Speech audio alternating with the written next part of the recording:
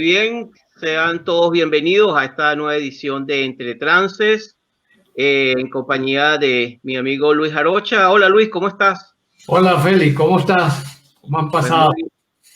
Pues muy bien, fluyendo con las olas. Exactamente. Así es, así es. Muy bien, Luis, el tema de hoy va a ser un poco siguiendo estas conversaciones que hemos tenido y haciéndole honor al programa Entre Trances. Hoy vamos a estar hablando de un personaje muy interesante por las contribuciones que hizo, porque murió hace un mes, lamentablemente, el doctor Ernest Rossi, alumno directo y uno de los más cercanos colaboradores de Milton Erickson. Y un poco el origen del programa surge de una conversación que tuvimos acerca de, a mí me conectó, me enganchaste mucho cuando estuvimos hablando acerca de la relación entre arquetipos y ADN, ¿no? Que suena así como que, bueno, ¿qué estamos hablando? ¿Qué es esto, no? Agarrando dos extremos, ¿cómo se llama? Muy lejanos, ¿no? Y en realidad, si un trabajo maravilloso logró hacer Ernest Rossi, por eso digo que es lamentable, pues, que tocaba que se fuera, pero lamentable que se haya ido este personaje tan significativo, tan importante. Poder conectar esas dos cosas que aparentemente estaban tan distantes una de la otra, ¿no? Y que con sus investigaciones y el enorme equipo que lo acompañaba, ¿no? Todas estas investigaciones lograron cosas maravillosas. Yo te digo, Feli, sinceramente, yo creo que para, por ejemplo, el desarrollo que nosotros estamos haciendo con la neurocodificación de la experiencia humana, los trabajos de Ernest Rossi son fundamentales. Son fundamentales para poder entender cómo es que todo está conectado y todo se vuelve transformado para evolucionar permanentemente. Y creo que es un pilar fundamental para todo lo que se especuló durante tantos años y que solamente se fundamentaba en pruebas clínicas, que era la psiconeuroinmunoendocrinología. Sí. Y por lo tanto, creo que es quien abrió la puerta de la medicina ultramoderna. Yo digo que indudablemente el pionero de la medicina ultramoderna fue Anseli, ¿verdad? Con su propuesta del estrés como algo que se salía de los bloques taxonómicos que teníamos en la medicina, ¿no? Y bueno, fue como el pionero, el que inició el proceso. Pero sí fue el que abrió ampliamente la puerta, fue el que dijo, ahora sí, entren todos, ¿verdad? Con esto. Ajá. Tú sabes que es muy interesante porque tú recordarás este libro con que estudiamos en el primer semestre de medicina, que era biología celular, ¿no? De Robertson. Ajá, oh, wow. ¿Verdad? Long time ago, mucho tiempo atrás. Exacto. Y yo recuerdo, estaba fascinado, yo estaba leyendo y el libro me atrapó. Aparte que no era un libro de lectura, era un libro para presentar los exámenes de biología 1. Pero más allá de eso, o sea, es impresionante la estructura, la metodología. Y yo veo que, claro, y en este momento, una de las cosas en las cuales a los estudiantes de medicina nos iban formando es con la concepción muy mecanicista de que la célula como un individuo casi como una máquina, ¿no? Exactamente. Sí, y algo que... Claro. Sigue, Luis. Ese modelo mecanicista frente al legado de Milton Erickson, porque por supuesto, como dicen, ni en la ciencia ni en las artes hay hijos de padres desconocidos, ¿no? Claro. Milton Erickson, a su vez, el padre de Ernest Rossi, que insistía en que no podíamos ver mecanicísticamente los procesos humanos, sino que había verlo de una manera naturalista. E introdujo ese término, ¿no? El trabajo naturalista, ¿no?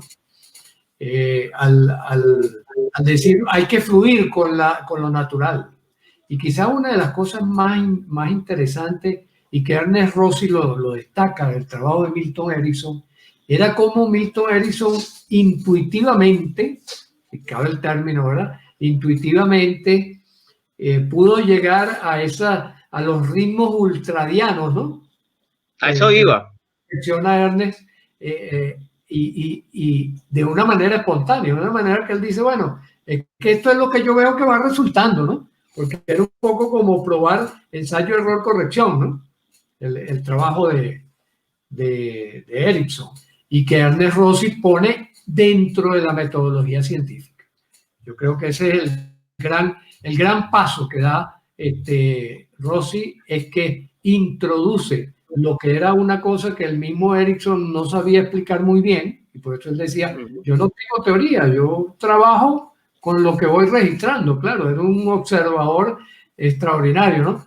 Y eso permitió que Ernest Rossi, entonces, después, con toda esta serie de investigaciones que hizo sobre el estrés postraumático, sobre la depresión, utilizando toda la magia de la hipnosis, pudo detectar a través del estudio de la expresión genética cómo la expresión genética se modifica en la medida que se va avanzando en el proceso terapéutico.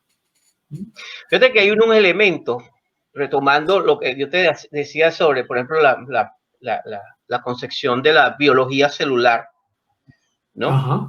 En el contexto académico, como 30 años después, 25 años después, concretamente en este siglo tan complejo y tan interesante, ¿cómo podemos empezar? La visión ya ahora es de integrar partes, y más que partes, que entendernos como una especie de gran mandala sistémico, para poder entender todo este concepto que no separa, más bien integra, que es la concepción, la unidad del self, pero la unidad neurobiológica al mismo tiempo, es decir, la conexión de la neurobiología de la mente, la neurobiología de las emociones, ¿no?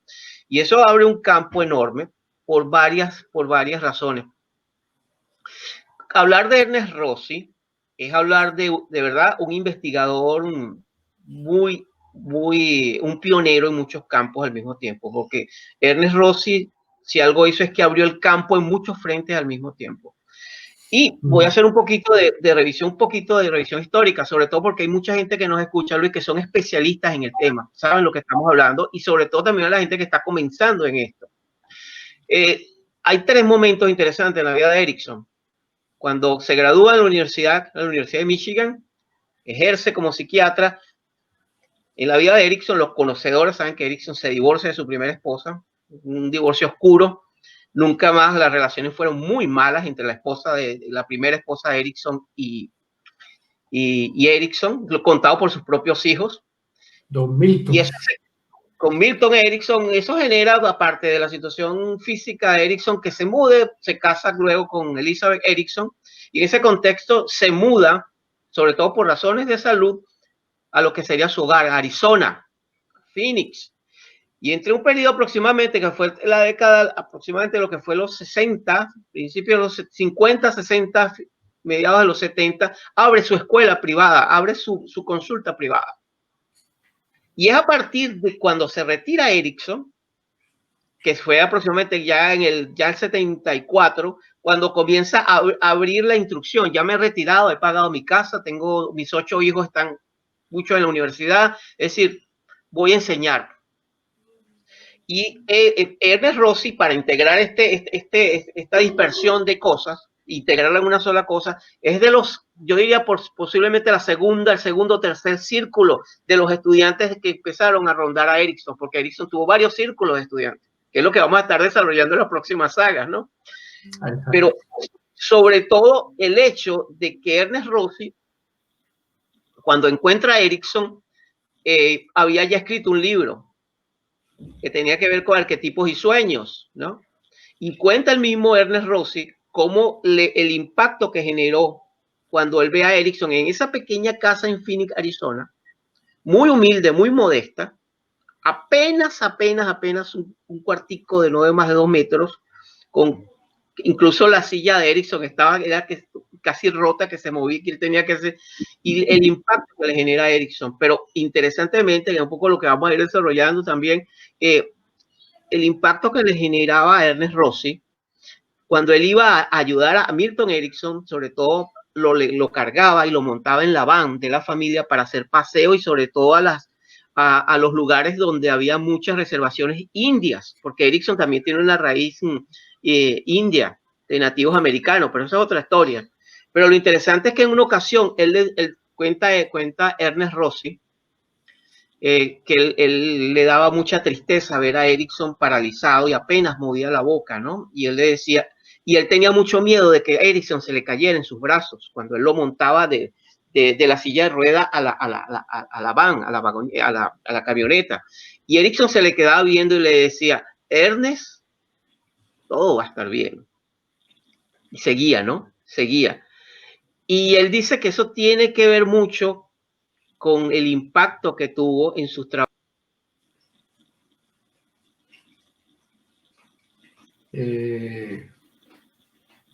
Wow, creo que se le cayó la señal a Félix, ¿no?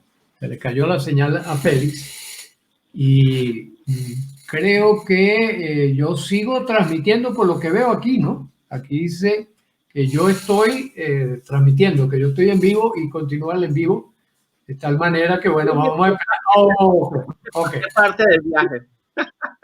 Entonces parte del viaje. Sí. Y parte de que es un programa totalmente natural, además. Exacto.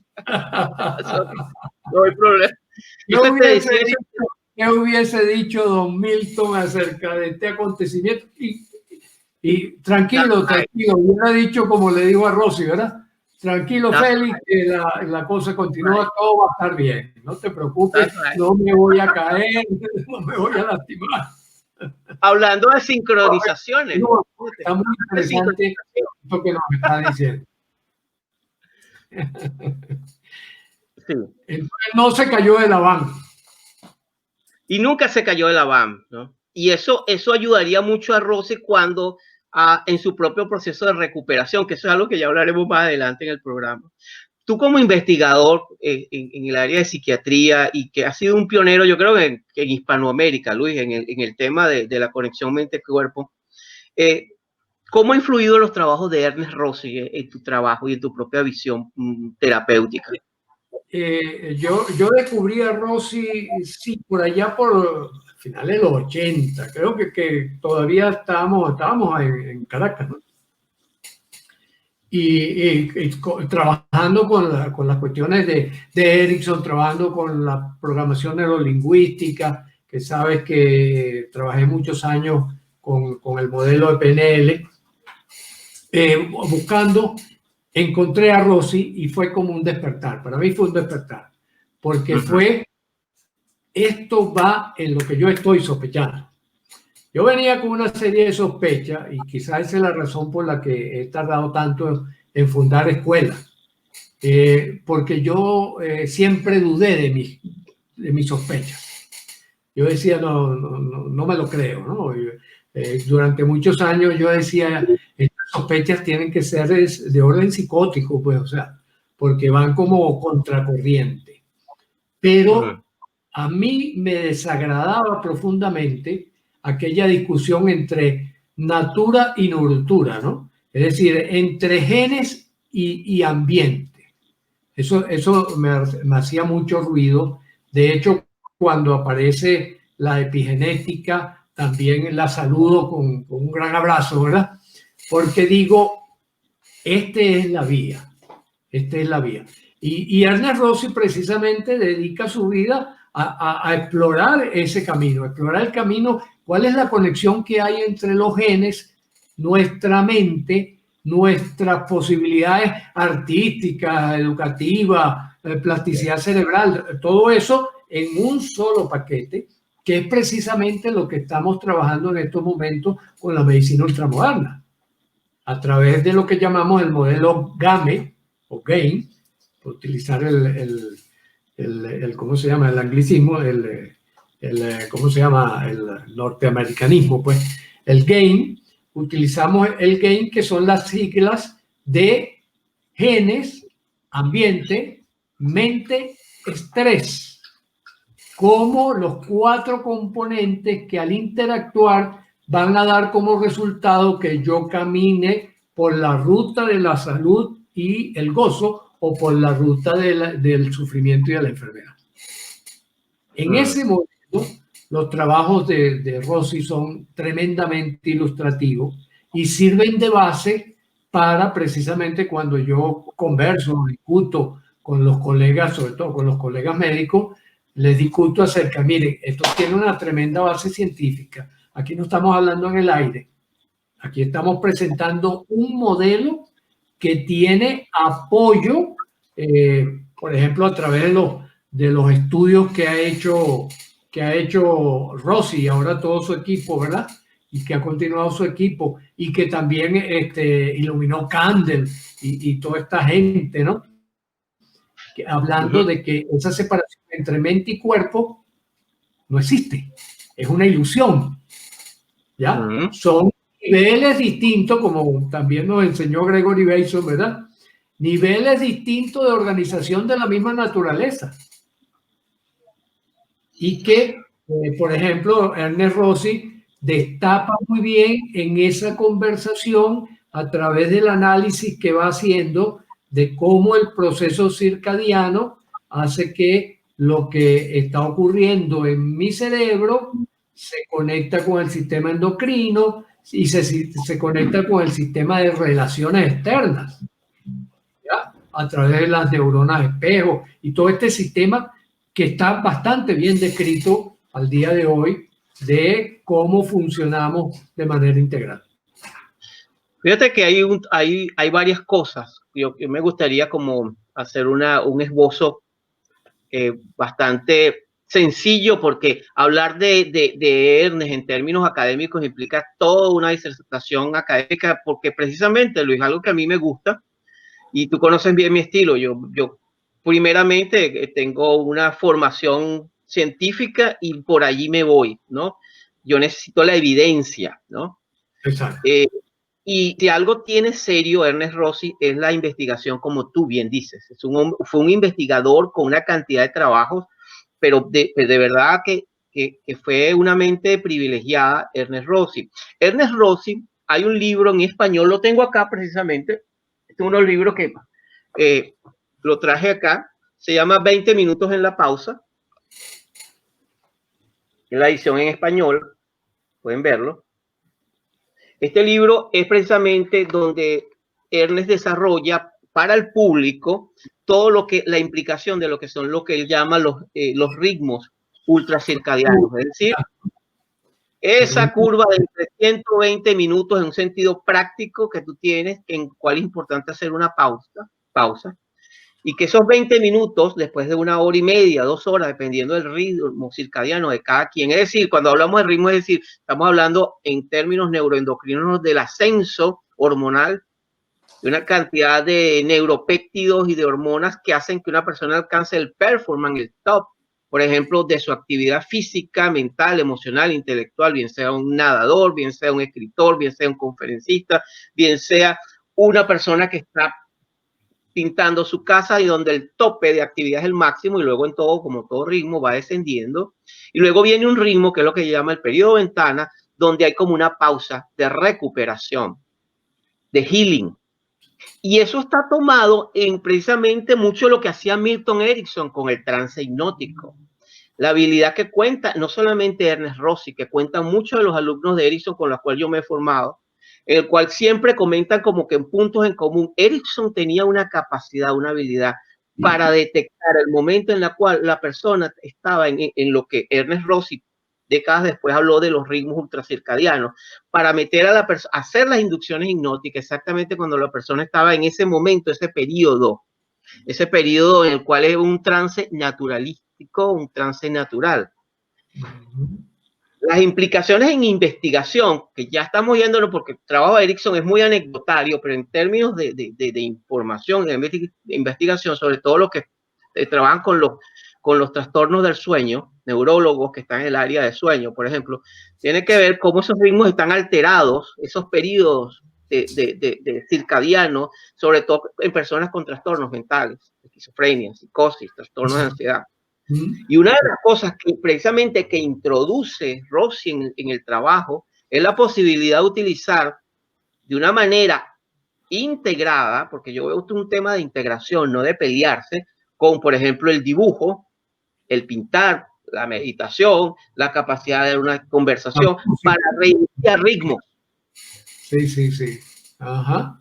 Fíjate que él también introduce la idea de comparar esos ritmos con lo que puede ser una pieza musical bien construida, de esas que deja a la persona fascinada, ¿no?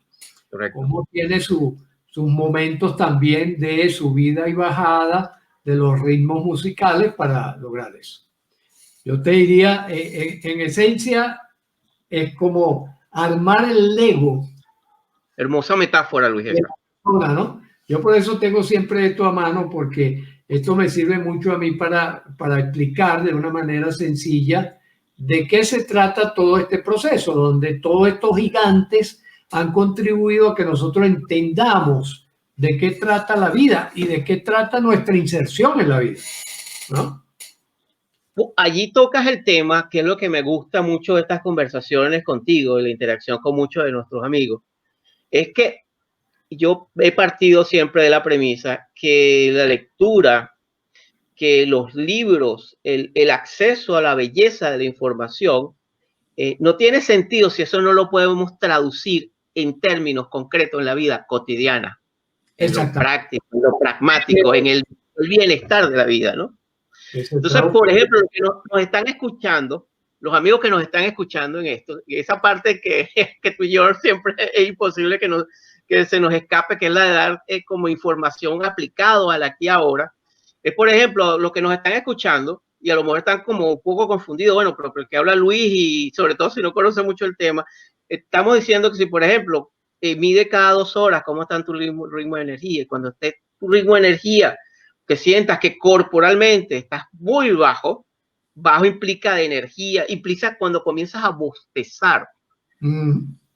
Y puedes hacerlo, trata de hacer, en vez de tomarte un café, Ernest Rossi, una de las cosas que hacía era 20 minutos en la pausa, 15 minutos en la pausa. Exactamente. Vete a dar una caminata, y puedes, incluso en el trabajo, tómate más que un café, cierra los ojos, haz una inducción, haz una relajación para que permitas acompasarte esos ritmos que te va a dar una disparada de energía en términos neuroendocrinos, en términos de neuroenzimas, en términos de neuropéptido, en términos de hormonas que te conectan con lo que Candes llamó las moléculas de la emoción, de la alegría, de la vitalidad. Yo creo, Félix, que vale en este momento, por ejemplo, para los que no conozcan, porque estamos hablando como si la gente, ¿verdad?, de alguna manera conociera ya el trabajo de Rossi. Esto que nosotros estamos hablando, hay más, yo creo que pasan de 200 publicaciones, ¿verdad?, en revistas importantes del sustento del trabajo que dirigió Ernest Rossi, porque contaba con un equipo realmente grande y extenso, ¿no? En donde se llegó a medir la expresión génica a través de esto que llaman los microarrays, ¿no? El registro del comportamiento del código genético, y antes y después de la terapia. Y eso indicaba los cambios que él estaba planteando en el orden teórico, vamos a llamarlo así. Eso ha sido confirmado por estudios de investigaciones empíricas, ¿no? Fíjate, porque Erickson, junto con Rossi publica 4 volúmenes de los patrones hipnóticos de Erickson, 4 volúmenes junto con Erickson, que serán los famosos papeles, la colección de papeles de Erickson. Fue uno de los editores de muchos libros, el famoso libro El hombre de febrero, traducido al español como El hombre de febrero, por ejemplo, famosísimo para todo el que quiera meterse con el tema de las memorias, la creación de memorias, ¿no? Cómo Erickson crea un personaje, el hombre de febrero, para ayudar a una cliente a salir de una situación traumática. Es brillante el trabajo de Erickson allí. Fíjate que Erickson, Rossi abre por un lado lo que es la expresión del gen, de la expresión del cómo se activa la actividad genética, por un lado. Por otro lado, el tema de la neuroplasticidad cerebral. está metido Ernest, ya antes de que toda esta gente que está hablando en los 90 sobre la neuroplasticidad, ya estaba Ernest Rossi en los 80 trabajando el término de la neuroplasticidad cerebral, es decir, la capacidad de estar continuamente desarrollando información para ayudar al sistema nervioso, no de una manera pasiva, sino activa, para que sea sencillamente cada vez más inteligente, lo que decía Machado en Venezuela, un pionero en los 70. Es decir, fíjate cómo se va integrando todas las cosas, pero también Ernest Rossi es un pionero en esto del trabajo del sueño y la creatividad. Sueño y creatividad y actividad genética. O sea, este hombre estaba metido en una, estaba a kilómetros de distancia de la inmensa mayoría de la gente. Y algo que a mí me llama mucho la atención del trabajo también de Ernest Rossi es cómo él se conecta, él integra el mundo junguiano, el mundo de los arquetipos, el mundo de las imágenes, el mundo de los sueños, con el mundo de la expresión genética. Es decir, cada arquetipo que una persona está experienciando en un momento, entendiendo arquetipo como un conjunto de experiencias y de patrones, no estoy hablando de nada místico, sino sencillamente imágenes que están simbólicas ahí conectadas universalmente con nuestra cultura. Eso tiene obviamente una repercusión psicogenética. Es decir, cuando nosotros estudiábamos medicina, estoy hablando 25 años atrás, las generaciones, incluso 40 años atrás, el ADN era así como que una cosa que intocable. Claro. Y yo me toca, ¿no? Que vengo de los 60. Imagínate, más ortodoxo todavía, más ortodoxo todavía. Y ahora nos encontramos que aunque hay una cantidad de investigación que se está dando, pero que nos está diciendo, oye, el ser humano no es tan pasivo en cuanto a su biología, también hay una cosa que es importante. Y aquí yo quiero hacer una distinción, Luis, para dejarte tus impresiones, que es que cuando se habla de la conexión mente-cuerpo, también hay que ser cuidadoso. Te explico. Así como hay una gente que entra a un nivel de fundamentalismo con las ideas, porque el fundamentalismo no es solamente político, hay fundamentalismo también en la ciencia, hay fundamentalismo en el arte, hay fundamentalismo en la música, etcétera, etcétera. Toda actividad donde me digan que yo solamente tengo la verdad o la postura tiene la verdad, estamos hablando de una actitud profundamente fundamentalista. Entonces, hay un extremo que te dice, la mente no influye en la actividad física o en la enfermedad. Y hay todo un patrón, eso ha sido todo el planteamiento que nosotros hemos vivido y que hemos enfrentado muchas veces en posturas, no solamente en la medicina, se da también en la psicología, se da en toda una serie de campos. Pero también hay el otro extremo, en el cual dice, todo es mente, la mente es absolutamente todo, la realidad no existe, ¿no? A menos que venga el COVID, todo desaparece. Y entonces nadie... No, el COVID no existe, sale y manifiesta. No. Toma agua todos los días por un mes y no hagas más nada y verás cómo te vas a sentir mejor. O sea, es decir, yo creo que los extremos no son para mí. Yo creo que es una integración de lo que tú estás planteando. Oye, pero ¿cómo influye también la mente, pero también cómo influye el medio ambiente, que es lo que plantea Gregory Bateson con la ecología de la mente y los sistemas que habitamos? Y cómo eso integrado, yo pienso que es una integración que en la medida que uno tenga mayor conciencia de las fuerzas incluso situacionales que tenemos, pero también dándole la importancia a la responsabilidad que nosotros tenemos en este viaje de salud, nos da una perspectiva para mí enriquecedora, no una perspectiva cerrada. Se trata de que construimos percepciones de la realidad con respecto a nuestro propio viaje de salud. Tenemos un papel activo, que yo creo que eso es lo más extraordinario que yo estoy viendo. Por ejemplo, lo he visto en Nueva Zelanda, lo he visto en Australia, lo he visto en Canadá, es decir, países donde la persona se le da responsabilidad sobre su proceso de recuperación y es avalado y está sostenido por las organizaciones, por las instituciones.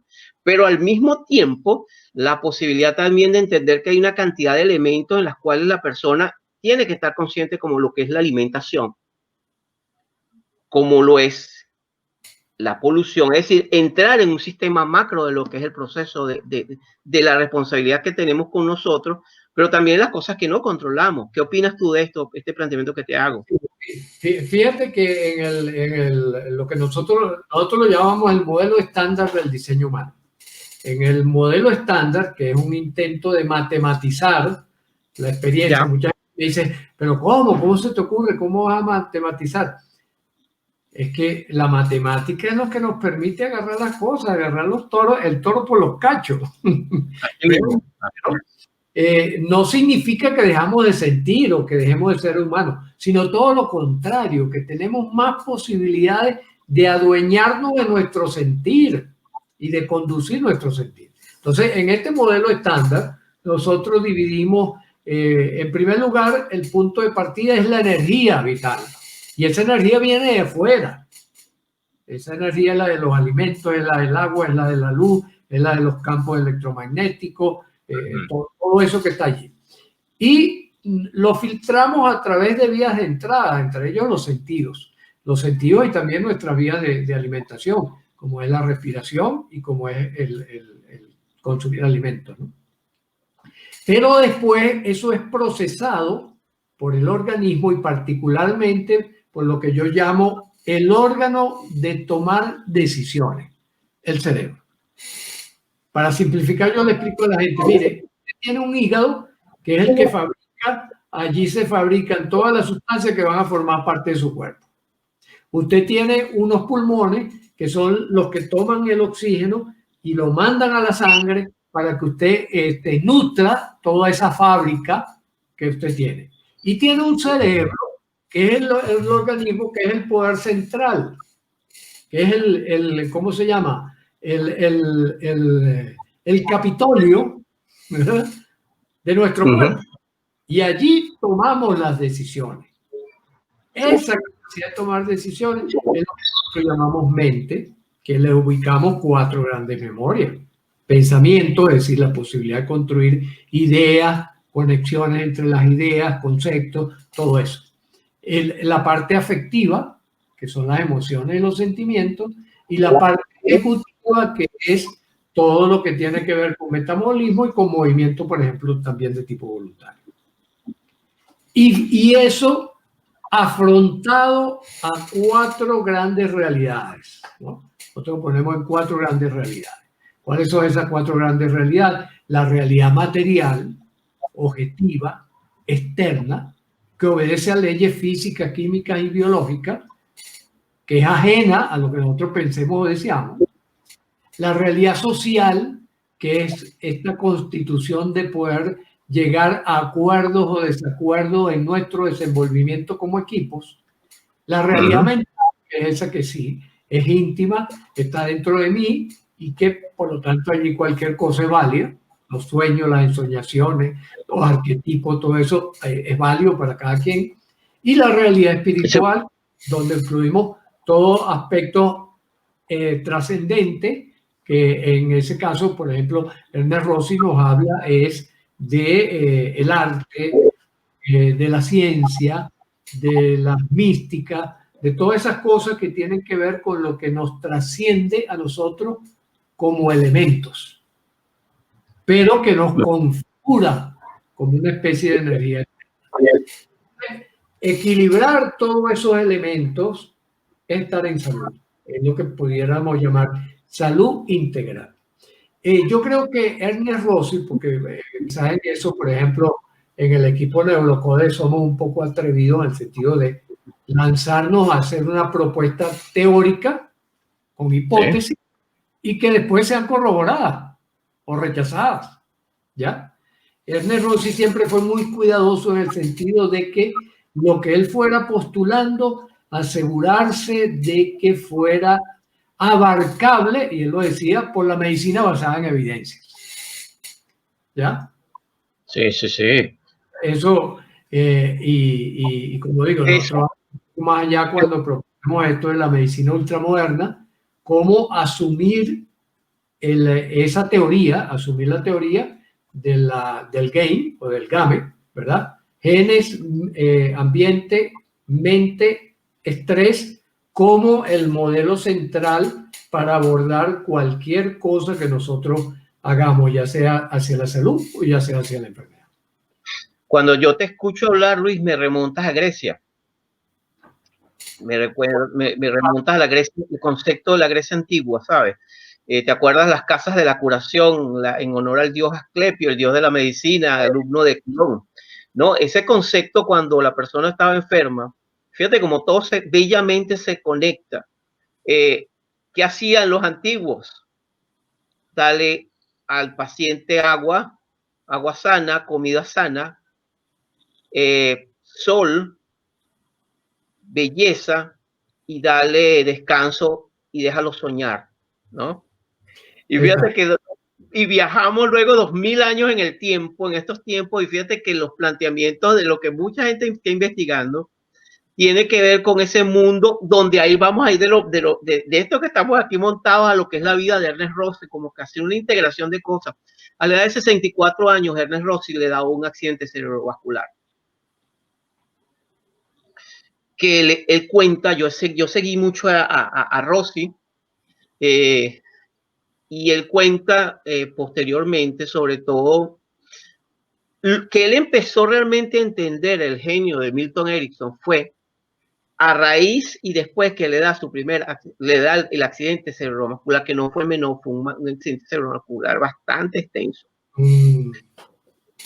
Y entonces él recuerda que una de las cosas que él empezó, porque una cosa es ser teórico y escribir muchos libros, pero otra cosa es vivir una experiencia. Yo lo puedo decir con total y absoluta honestidad.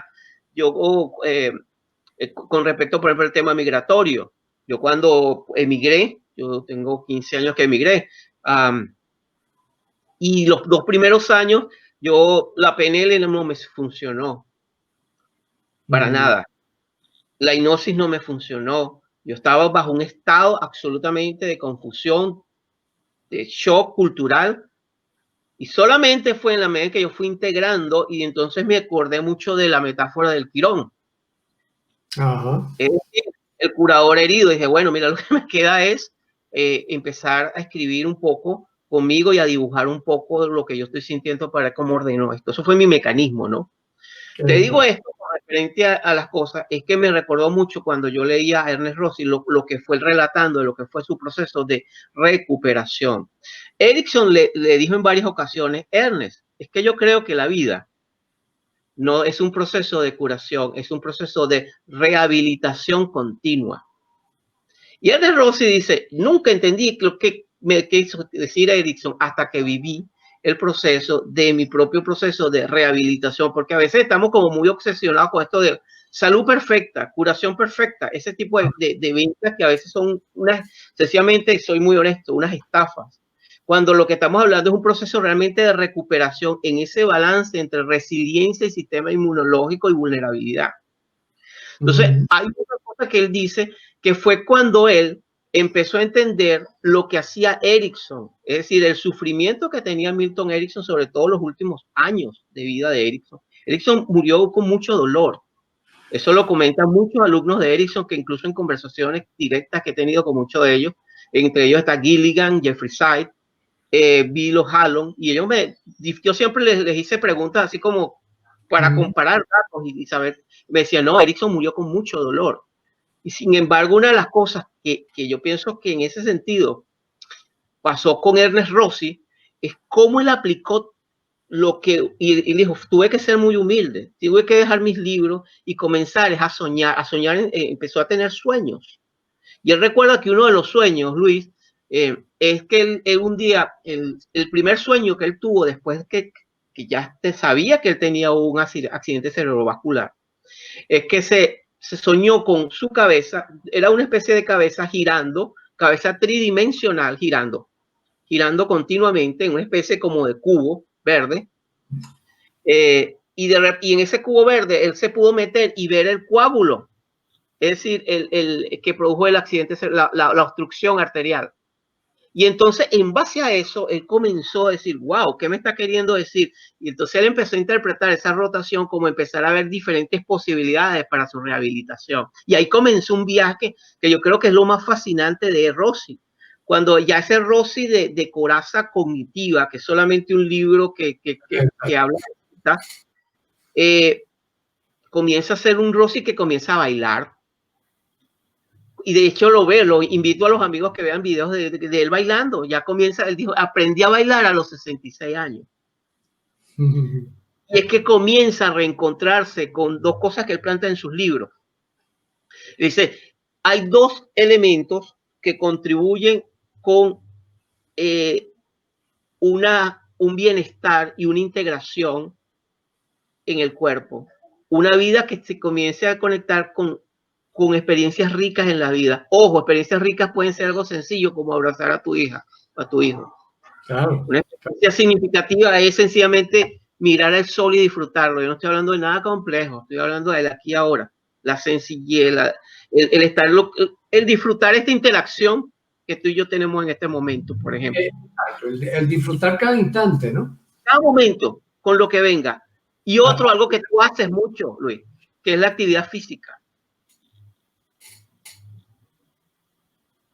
Claro, claro. Los esfuerzos extraordinarios, porque tú dices actividad física, bueno, pero Erickson estaba tremendamente limitado, pero él hacía unos enormes esfuerzos por cada movimiento, ¿no? Entonces, es lo relativo cuando tú miras las cosas del mundo social, que dice, bueno, un esfuerzo es que tú corras 10 kilómetros, 40, el maratón de Nueva York. Claro. Pero otra cosa es la vivencia de cada uno. Sí, sí, sí. La vivencia de cada uno como esa experiencia que te da el sentido, la gracia. Y me acaba de venir a la cabeza Víctor Frankl, por ejemplo, ¿no? Que Víctor Frankl, él es un complemento fabuloso con Ernest Rossi, ¿verdad? Sí, sí, sí. El sentido de trasvasar, yo digo que la vida son como vasos comunicantes. Lo que uno mete por aquí termina yendo al otro extremo. Siempre. O sea, no hay manera de escaparse. Entonces, esa vivencia profunda, que se me viene otra asociación libre en este momento, que es el Heart Math de California, el Instituto Matemático del Cerebro, del Corazón. Que por cierto, yo llegué a ello de una manera muy interesante, porque una vez vi ahí ¿cómo se llama? En internet veo que dice Instituto Matemático del Corazón. Y yo digo, ¿y esto qué es? Esto sí es la locura. Esto está conectando más que yo. ¿Cómo que matemático del corazón? Y entonces me meto a rastrear y efectivamente es también un puente que facilita esta convergencia de saberes, esta confluencia de saberes, que es lo que estamos disfrutando más en este momento, donde indudablemente que Ernest Rossi fue uno de los pioneros en ese entrecruzar, en crear ese sintagma de lo que es la experiencia de vivir y la experiencia teórica de interpretar lo que es vivir y la experiencia pragmática de lo que es utilizar ese conocimiento para que cada vez vivamos mejor. Eso que tú dices, Luis, me recuerda una anécdota precisamente que le escuché decir a Stephen Gilligan en un seminario que estuve con él. Él decía que en una ocasión él era un joven y llegó a la cocina de los Erickson. Y estaba Milton Erickson picando las verduras, ¿no?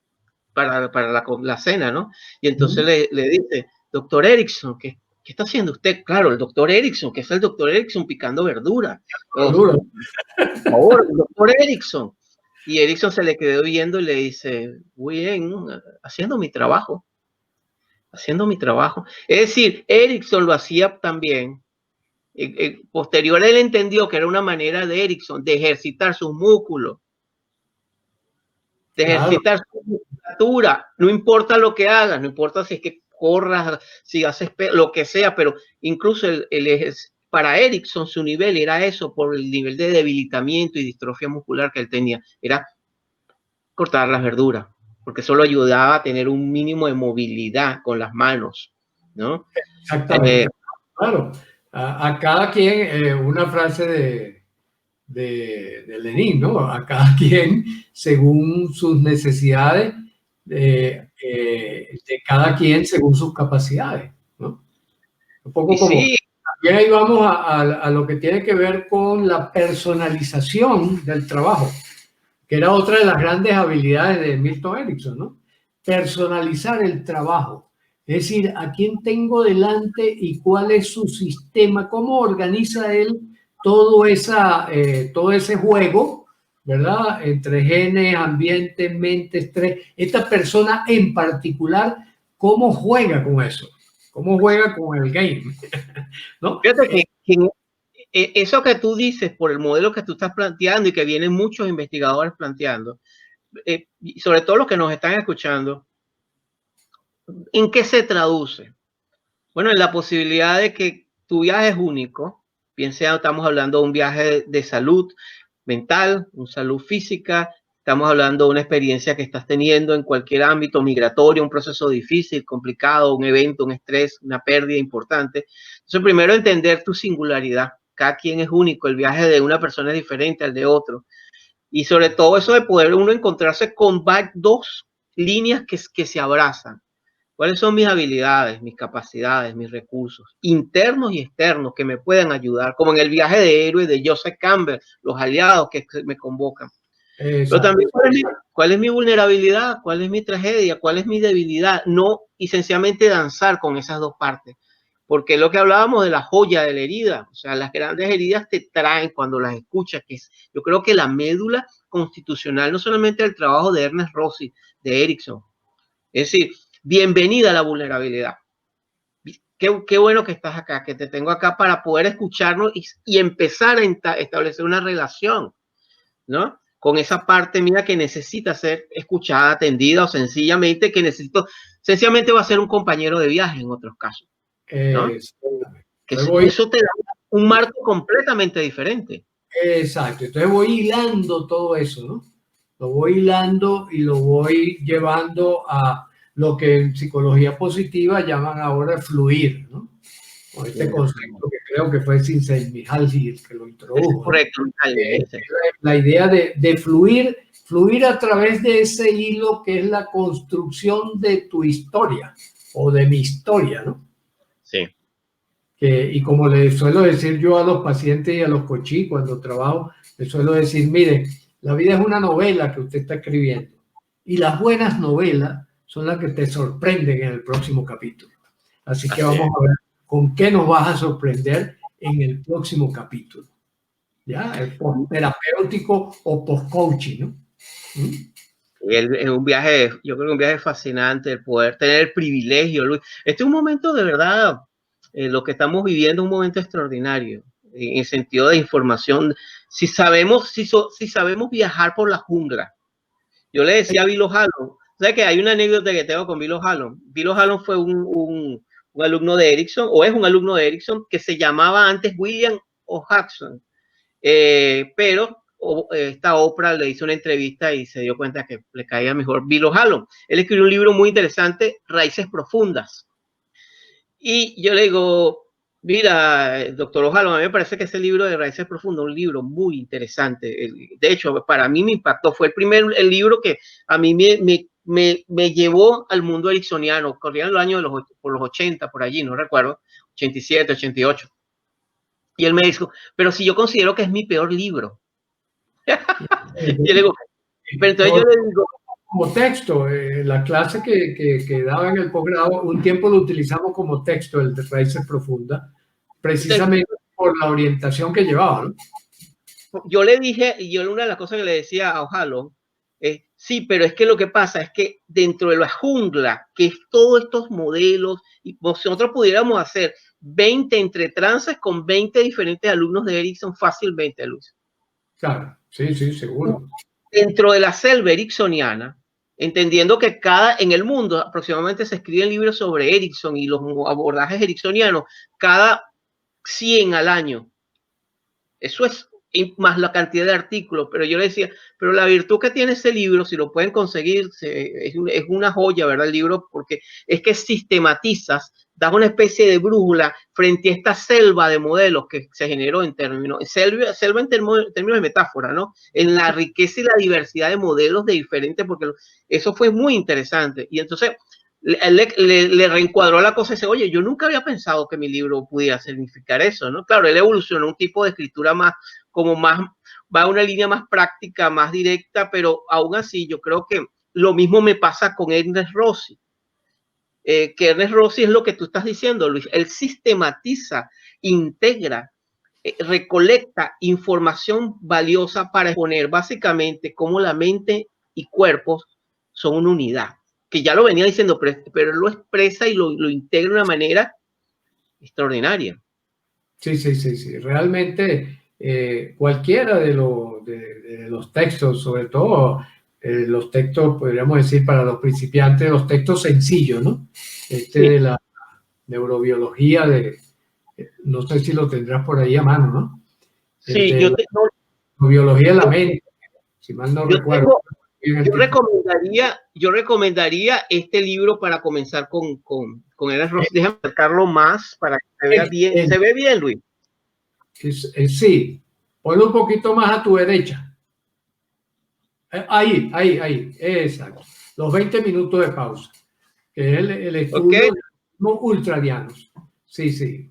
Ese es uno de los que es poderoso y sencillo de abordar. Bueno, sencillo dentro de la complejidad. Pero te apropia del arte de descansar. 20 minutos cada 2 horas y cómo hacerlo para entrar en un trance de recuperación y un trance generativo.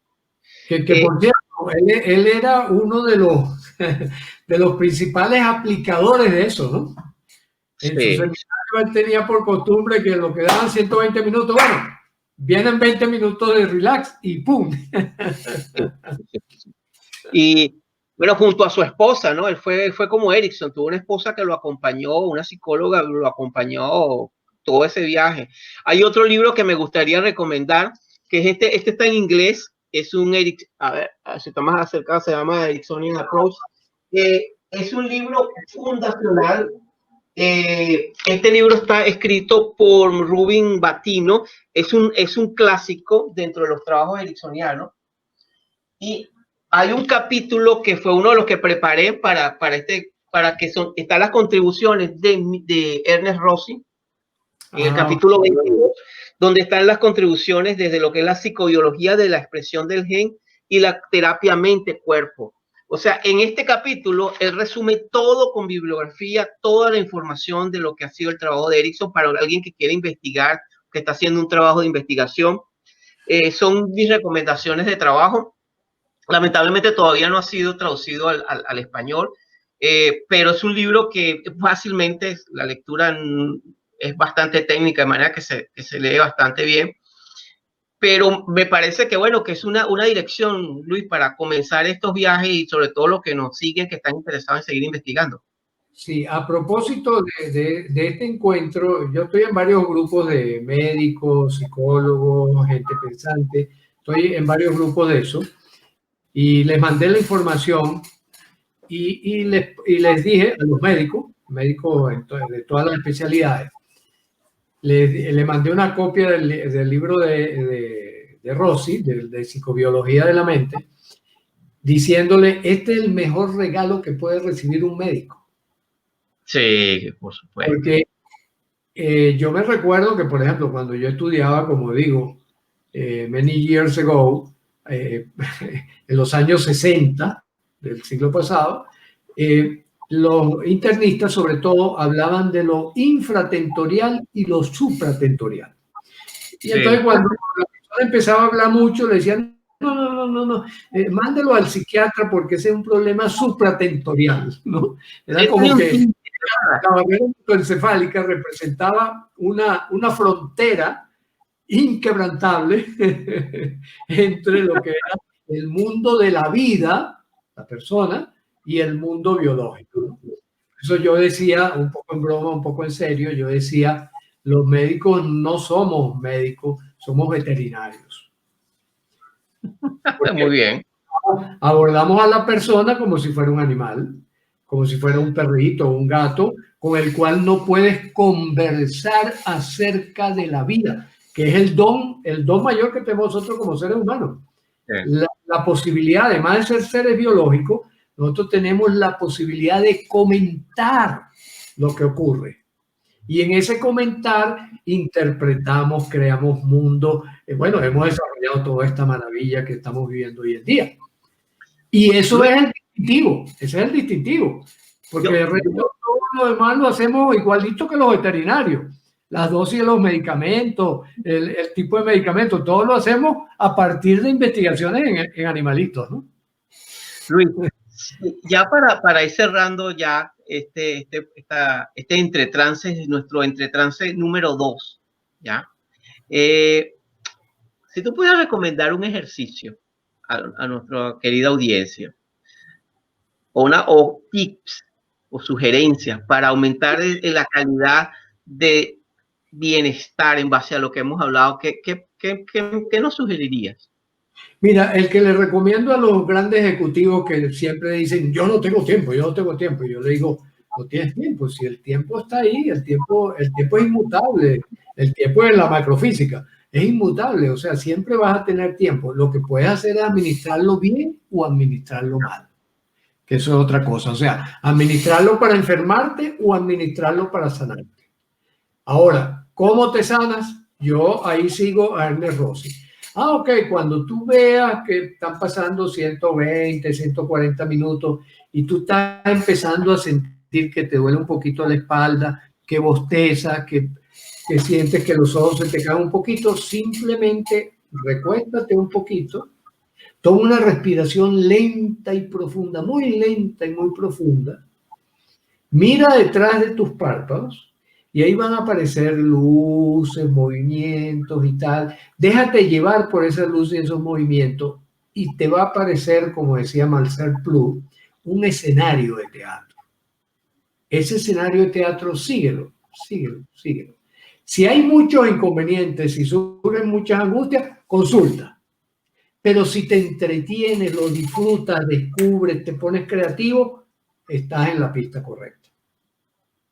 Así de sencillo. Cuando abras los ojos vas a ver que han pasado una serie de minutos. Sí hay un detalle ya para finalizar, que nosotros hemos continuado después de esto de Rossi y de Erickson, que es que tenemos la sospecha en el equipo de Neurocodex, tenemos la sospecha de que no es indispensable que sean 20 minutos.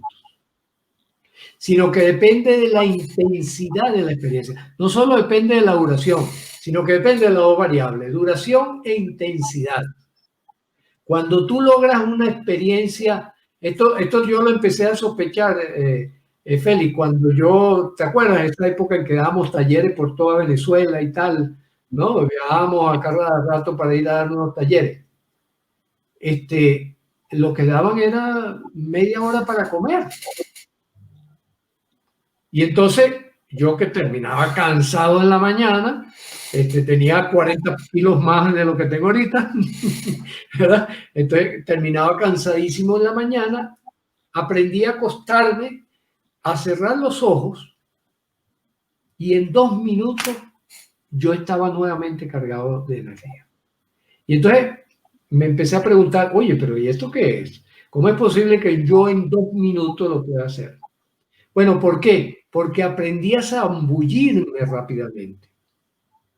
Y entonces después, con trabajo de PNL, con unos seminarios que tuve con Richard Bandler, se me fue ampliando la tesis de que no es solo tiempo, sino que es también intensidad. Y que si uno logra hacerlo con mucha intensidad, acorta el tiempo. ¿Ya? Hermoso, ¿no? No sé qué diría Einstein al respecto. Pero lo cierto es que si cuando logras una gran intensidad, acortas el tiempo. Entonces, esos 20 minutos los puedes transformar en 8, en 5. ¿Cómo vas a saber? Bueno, por la manera como regreses. Si regresas cargado de energía que dices, oye, parece que dormí toda la noche, Ese es el tiempo que necesitaba. Sí. Así que bueno, ahí le dejo eso para los que quieran practicar esta forma en que estamos trabajando nosotros en Neurocodex. Buscar simplificar al máximo lo que es tremendamente complejo, la vida. Sí. Y qué hermoso es saber que puedes fluir entre el trance y el no trance y encontrar posibilidades en ese viaje, ¿no? Exactamente, exactamente, eso es. Bueno, Luis, qué bueno escucharte y bueno, seguimos el viaje. Nos vemos en el próximo Entre Trance dentro de una semana. Una de las cosas más maravillosas que me ha ocurrido en estos últimos tiempos es haberte reencontrado, Félix. Nosotros teníamos un programa, ¿verdad?, que se llamaba Entre Generaciones, porque Félix era un jovencito estudiante de medicina y recién graduadito, y ya yo era alguien con alguna experiencia, ¿no? Y entonces los llamábamos Entre Generaciones. Ahora encontrarnos ahora ambos adultos, maduros, más o menos de la misma edad, porque el tiempo es relativo. Entonces ya más o menos, ¿verdad? Te falta poco para alcanzarme. Además, es una de las cosas que más estoy celebrando, Félix. Además que el trance es una posibilidad, cuando tú descubres el trance como una manera no de escapar del mundo, como una manera de encontrarte con posibilidades, con recursos, no desde el New Age, sino desde la posibilidad real como ser humano, de encontrarte con una visión de enriquecimiento. El mundo te encuentra y tú encuentras al mundo diferente, Luis. Yo creo que eso es lo fascinante de este viaje. Así que nos estamos encontrando en el próximo Entre Trances. Exactamente. Un abrazo. Fíjate. Y nos vemos. Nos vemos.